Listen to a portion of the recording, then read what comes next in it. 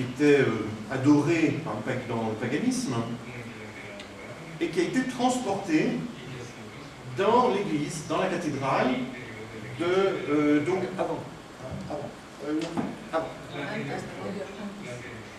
et qui a été transporté dans l'église. Alors, on l'appelle la pierre des fièvres,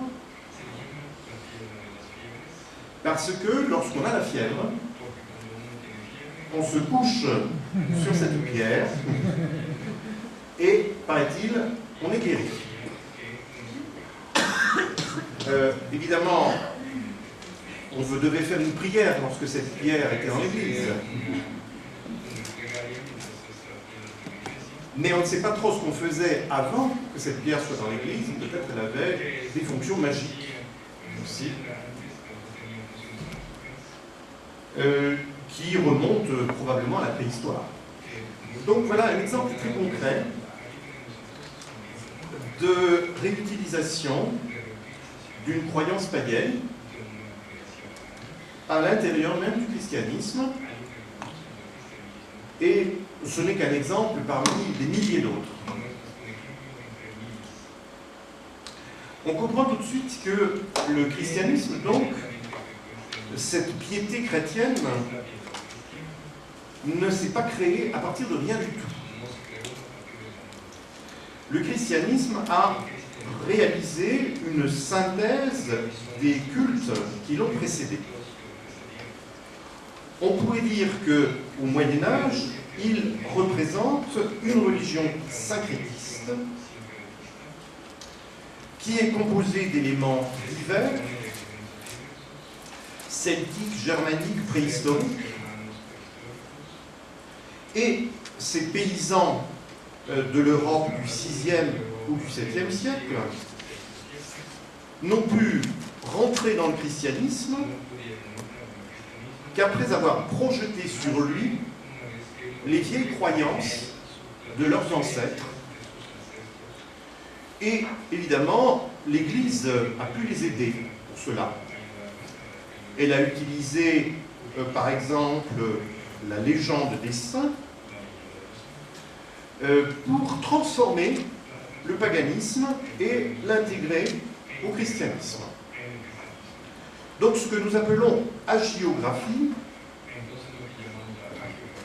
ça a été une structure d'accueil pour un vieux polythéisme païen qui n'était pas récupérable directement dans le monothéisme chrétien, centré sur la Trinité, mais au lieu de le chasser brutalement, on lui a donné une sorte d'existence affaiblie qui a permis de l'apprivoiser en douceur. Donc, un transfert du sacré païen vers le sacré chrétien a accompagné l'installation de la religion chrétienne en terre européenne. Tout ce qui n'était pas compatible avec cette christianisation hagiographique a formé le socle, le spirit de la sorcellerie, de la magie et de tout ce qui va être considéré comme diabolique.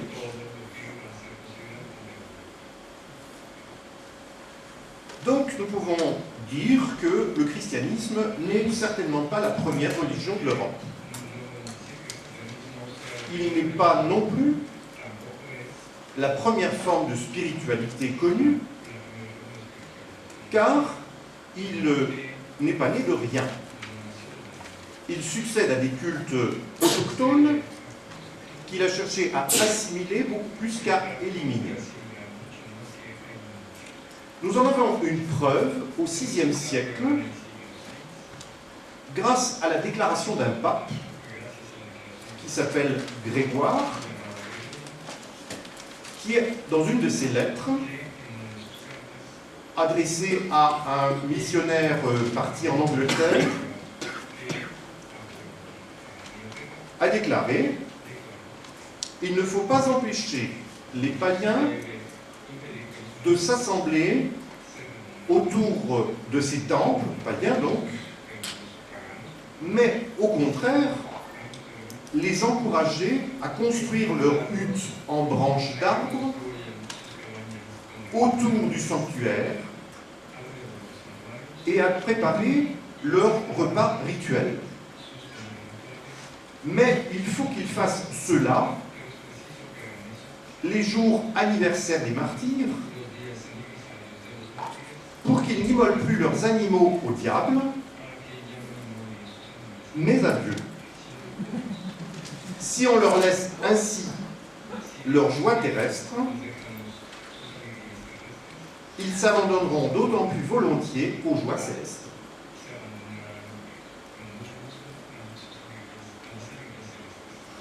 Donc nous avons des témoignages très directs pour, je dirais, définir la méthode de l'évangélisation.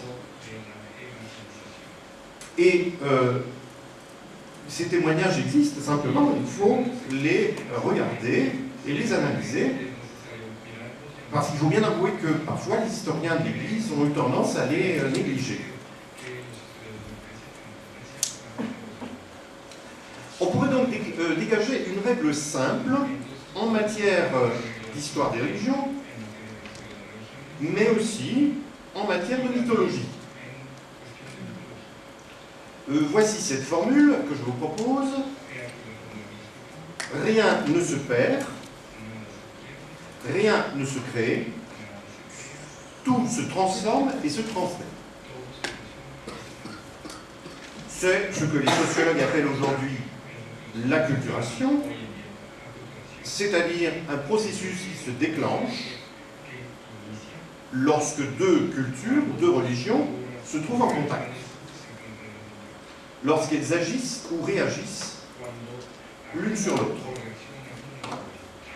C'est ce qui se produisit pour le christianisme médiéval, qui dut assimiler les vieilles religions qui l'avaient précédé,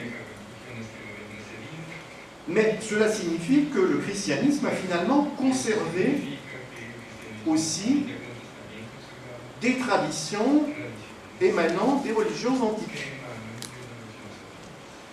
Il a donc entretenu, en le dissimulant, un paganisme qui était antérieur à lui. Et ce qui fait qu'il y a dans la tradition chrétienne des traditions religieuses plus anciennes que nous pouvons encore analyser et que nous pouvons reconstituer. Pour cela, une méthode pluridisciplinaire est nécessaire. Il faut faire appel à la fois à l'histoire des religions, à la mythologie, à la philologie, à l'histoire tout court aussi, à l'anthropologie, voire à l'archéologie, etc., etc. Nous pouvons prendre un exemple simple. C'est celui de la Trinité. La Trinité chrétienne comprend trois personnes en une seule divinité, le Père, le Fils et le Saint-Esprit. Qu'en était-il dans la mythologie pré-chrétienne?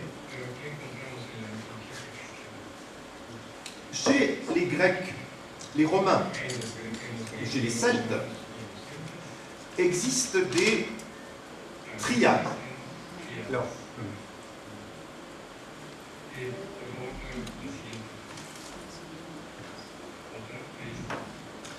mais il s'agit de triades féminines. Il y a par exemple les trois parcs dans la mythologie grecque, mais ces trois parcs ont également une existence chez les Gaulois. Ici, vous avez donc leur nom. ce qu'on appelle